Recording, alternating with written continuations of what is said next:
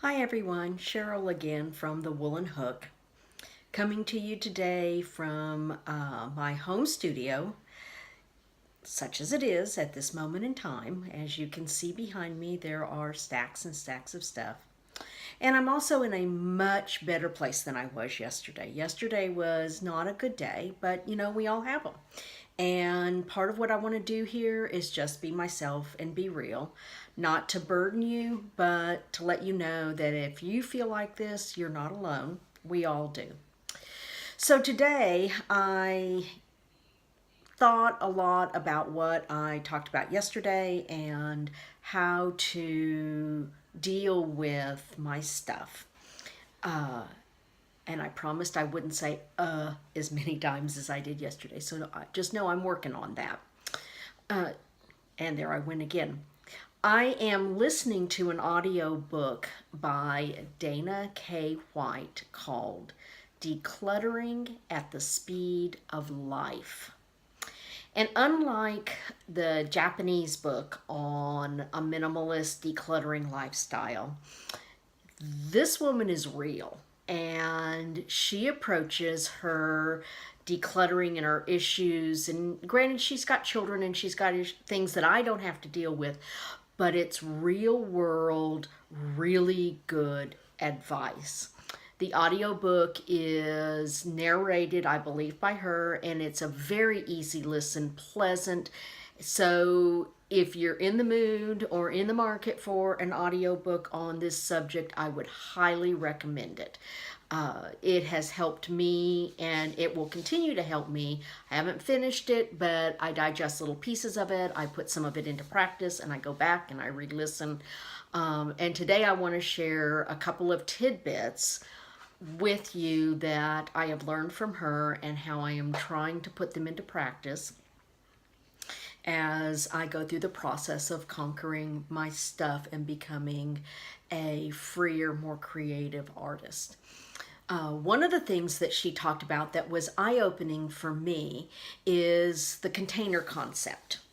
And I'm not going to delve deeply into it because that's her information and I don't want to do anything to take that away from her. But the nuts and bolts of it is that anything in your home, including your home itself, is a container. If you can put stuff in it or on it, it's a container. When the container is full, you have a choice. You can buy more containers or you can get rid of some stuff. Well, we've all bought more containers. We've all tried to be more organized and the stuff just keeps mounting because that doesn't solve the problem. Just this morning, as I'm trying to solve this problem, I came dangerously close to adding a new container in my life called an outdoor studio. Now, how is that really going to solve the clutter problem? It's not. All I will do is move the clutter that I have in my house outdoors to a freestanding studio, and the process will start all over again. Or it won't even start over again because it never really ended. And then I will just have more place inside the house to put stuff. See my eyes? So I'm not going to do that. My husband's going to be very happy when he comes home and I tell him, never mind, honey, we're not going to spend $50,000, $60,000 adding on to the back of the house. I like to keep my husband happy. It just makes everything easier. So what I did today is I went to Walmart and I bought 5 of these. One of my first steps is because in my fiber art, I have made the commitment to using natural wools and fibers. So wool, cotton, linen, silk, but primarily wool. I'm the Woolen Hook after all. I love wool. I love playing with it. I love smelling it. Yes, I said smelling. I love creating with it. It is a natural, renewable resource that has so many incredible properties and uses. I could wax poetic for hours. I won't. But these little laundry baskets are going to be where I sort yarn.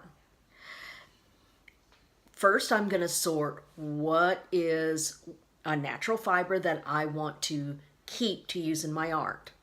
What is a non-natural fiber that has some use for someone, just not for me. That will get given away to some of my yarny friends or donated. What is truly trash, because as a freeform crocheter, I can make use of lots of odds and ends. But how many odds and ends does a girl really need?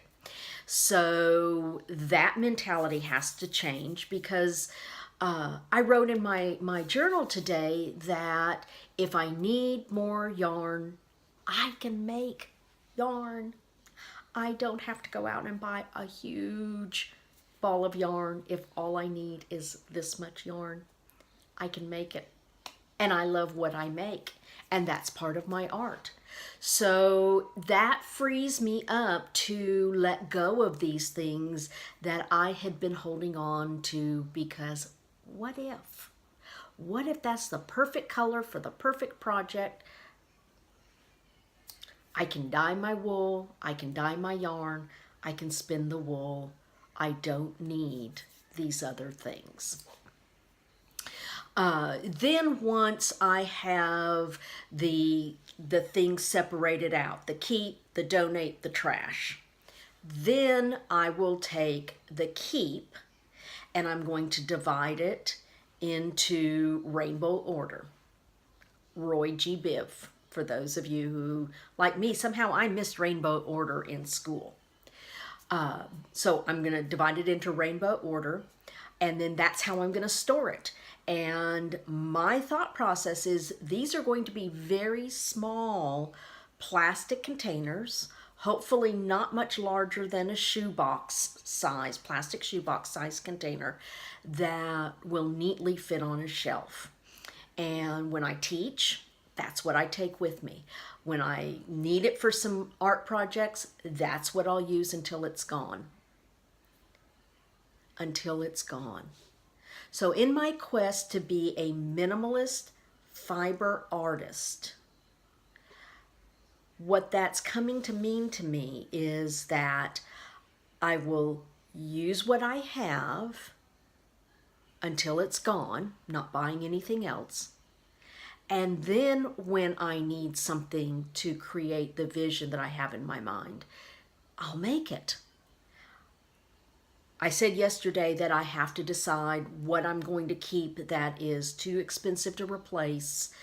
And some of that is some wool roving that I purchased when I had some illusion of being a vendor of this kind of product at fiber art shows, etc. And while that still might happen, that's not my primary goal. But I made a big investment, and it's securely stored in plastic so little buggies can't get to it, and it's safe, and it will be there when I need it. I don't need to get rid of it, and I don't because I don't want to replace it, and that's that's what I would have to do. I have equipment such as my spinning wheel, my drum carder, my ball winder. Those are all very important tools for my business. They're going to stay. But much of the rest of all of that you see behind me will find a new home. Someone else will be happy. I'll be happy. And most important, my creative spirit will feel a sense of freedom that it hasn't felt in a very, very long time. So it's been a good day today. I solved some problems, had a lovely cup of coffee at a coffee shop that amazingly is local to me and I'd never been to before, but I will be back. I got paint because I've decided this color of gold is not a good paint color for a studio. So I'm going to slap some paint on the walls and let it dry, and I'll show you that tomorrow. I wrote in my journal, I sketched out how I want the room to be arranged. I know what furniture I do and don't want in here. I made a lot of mental progress since yesterday. And I think that's half the battle. We live so much in our own minds often that if we can just get down on paper, in a journal, or whatever works for you, that helps declutter what's happening up here. So by writing down, I don't have my glasses on, my 14 steps and things that I need to do, suddenly it wasn't living up here to overwhelm me. It's living here, and I can go back and I can work through it step by step. So I hope you had a good day today. Remember, I'm the Woolen Hook on Instagram. My website is thewoolenhook.com. I have a few of my art hearts, as I call them, in my Etsy shop, which is the Woolen Hook shop at Etsy. And I am ready to move forward with the next stage of becoming a minimalist fiber artist. And I'm so glad you're coming along for the ride. Have a lovely evening, and I'll see you tomorrow.